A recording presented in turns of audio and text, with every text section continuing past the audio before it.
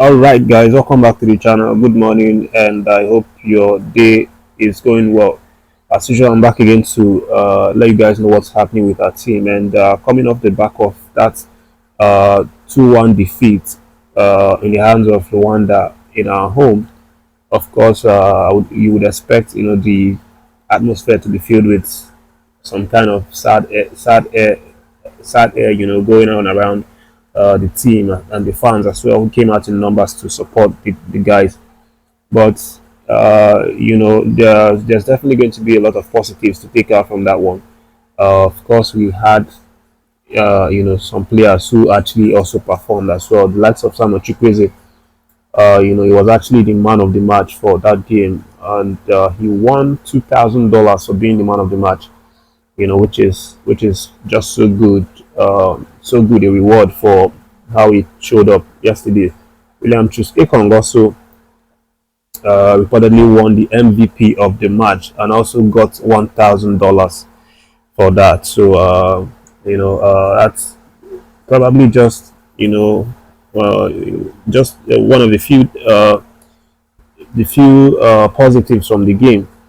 But generally, I just wanted to let you guys know what has transpired after the game. In the post-match presser, where a very very bold journalist, Nigerian journalist, actually had to ask the very difficult question that I'm sure no one wanted to ask. Everyone wanted to ask, but no one could actually have that nerve to ask it. So the question that he basically put to us in EGUAVOEN was whether he's going to call Victor Boniface back again, despite all of the chances that he missed, all of the times that he's been given to show up for the team, and he hasn't been able to score any goal. Of course, Victor Boniface struggled again yesterday, actually hitting the post. I think that's the closest he's come to scoring a goal for competitive goal for us, and his frustration continues.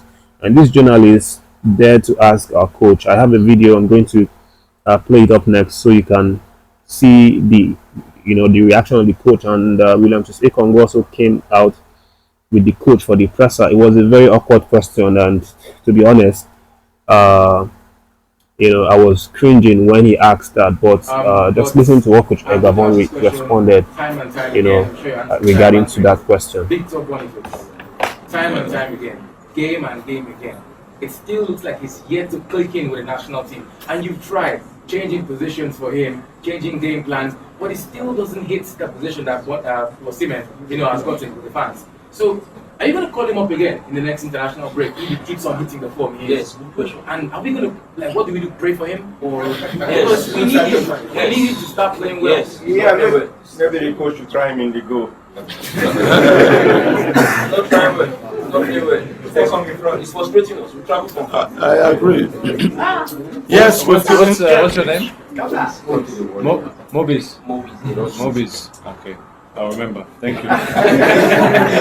He's actually your friend. I don't mind. Yes. Good. Yes, Boniface, we all know, is capable of doing, especially in his club. And then when he comes back here, we try to give him a lot of confidence, a lot of playing time. It's not hitting the back of the net for whatever reason. I've spoken to him personally many times. I'm somebody who wants to give players confidence. I've done enough, but he's still part of the squad. He will remain part of the squad. Thank you. No, that was the final question. So what a bold question, this journalist asked. It was very, very bold, and maybe a little bit unprofessional if you ask me, because he went so deep and personal with it, and might have crossed the line of professionalism with his work, and the kinds of questions he was supposed to ask. But again, Coach EGUAVOEN, you heard him. He said that Boniface is still a top player, and we all know what he's capable of. And if he has the chance to invite him again, yes, of course, he's still part of his team. This is what EGUAVOEN has maintained.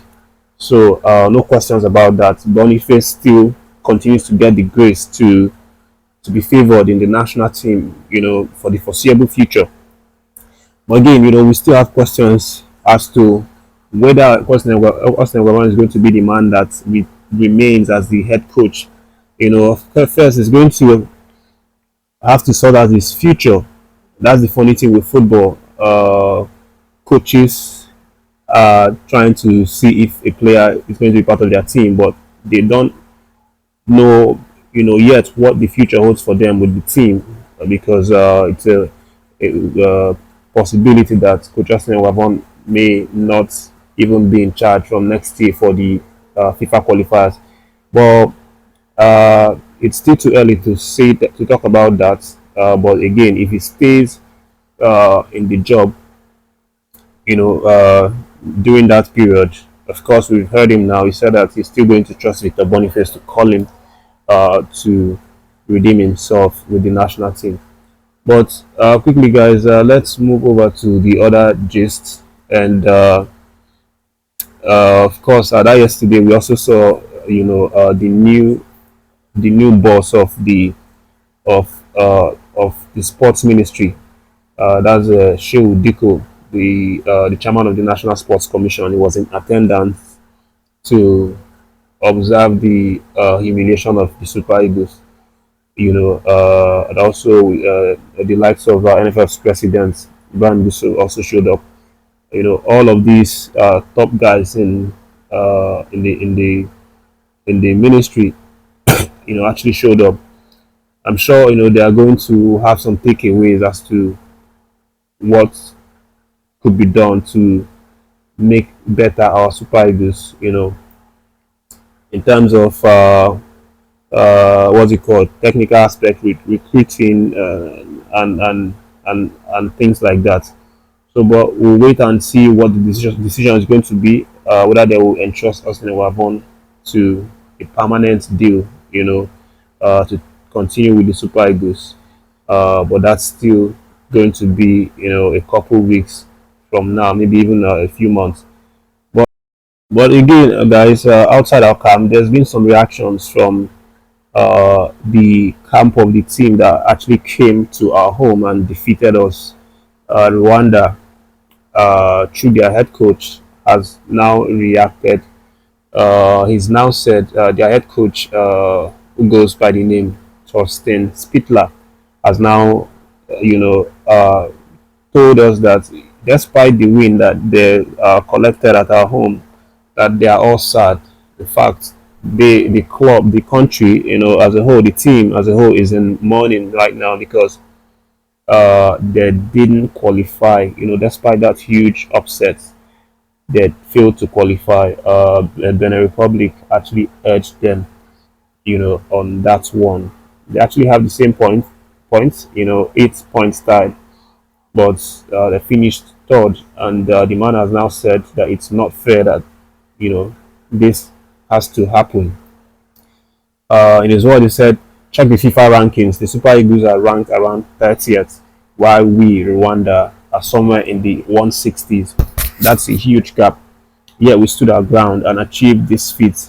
It's a big plus for us, and I'm proud of the players. But on the other hand, I'm deeply saddened. It feels unacceptable that we could beat a team like Nigeria in such a competition and still fail to qualify for the AFCON. We came so close but remain so far away.